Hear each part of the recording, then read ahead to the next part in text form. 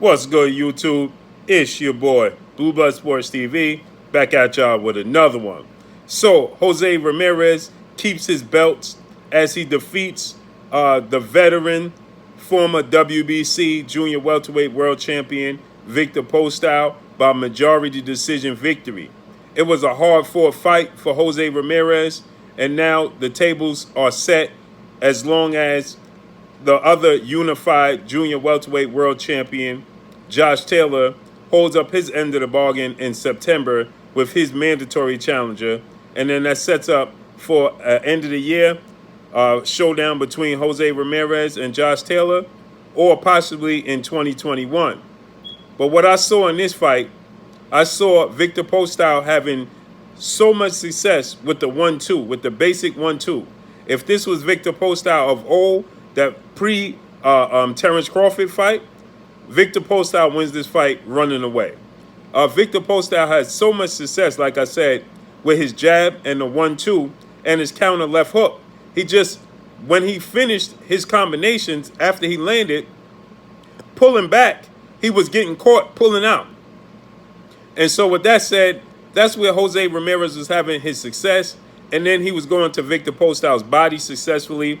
And then he caught Victor Postal and hurt him a few times, clearly visible, right? So with that said, Jose Ramirez got the victory. But I don't expect Jose Ramirez to beat Josh Taylor. I expect Josh Taylor to win a unanimous decision victory over Jose Ramirez. Jose Ramirez has trouble with movement. He has trouble with boxers. He has trouble with speed, all of which Josh Taylor has. Josh Taylor possesses boxing ability. He's a southpaw. He has speed, and he has great foot movement. With that said, I'm expecting Josh Taylor to win a unanimous decision victory, become the undisputed junior welterweight world champion. The last one we saw was former three-division world champion, undisputed junior welterweight world champion, and currently the WBO welterweight world champion, who is widely considered the number one pound-for-pound boxer in the world, Terrence Bud Crawford. Oddly enough, it seems as if top-ranked legendary promoter and CEO Bob Arum is looking to set up Terrence Crawford versus Jose Ramirez, Josh Taylor, Victor against Terrence Crawford in the big showdown. With that said, I don't see either of these guys being successful or having much success against Terrence Crawford when they move up to welterweight. But with that said, like I stated, I believe Josh Taylor clearly beats Jose Ramirez. Unless Josh Taylor decides to fight on the inside, which he's not very skilled at doing. If he fights on the inside against Jose Ramirez like he did against Regis Prograis, then he could stand a chance of coming up short, because Jose Ramirez can fight on the inside. He's a better inside fighter than Regis Prograis was. He doesn't have as much power as Regis Prograis, but he's a better inside fighter. His defense is better on the inside. So if Josh Taylor decides to allow this fight to be on the inside, or Jose Ramirez forced the fight to be on the inside, then expect at that point in time to be a very close fight and possibly a victory for Jose Ramirez. But I don't see that fight. Josh Taylor comes in the fight. If he's smart, he saw this fight tonight. He understands that he could clearly outbox Jose Ramirez from the outside. I know there's going to be the excuse that it was a layoff. There's a lot going on currently with, the pandemic and social distancing and not being able to train and gyms being closed, so on and such. So I know that's going to be used as the reason why Jose Ramirez looked vulnerable against Victor Postal. When Josh Taylor fought Victor Postal, the first couple of rounds, he struggled. After that, he got the timing of Victor Postal, and he got a unanimous decision victory over Victor Postal. And that was a much fresher, younger version, not much younger, but a younger, fresher version of Victor Postal.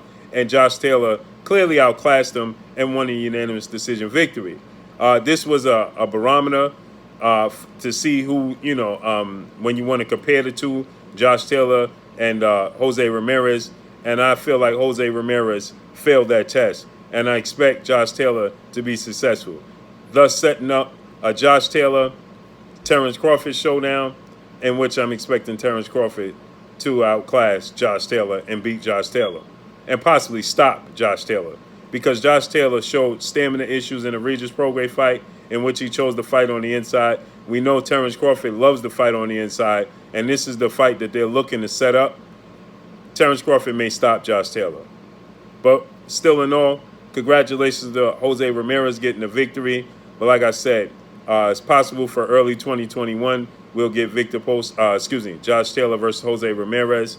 But like I said, Josh Taylor has to hold up his end of the bargain in September, which is no foregone conclusion.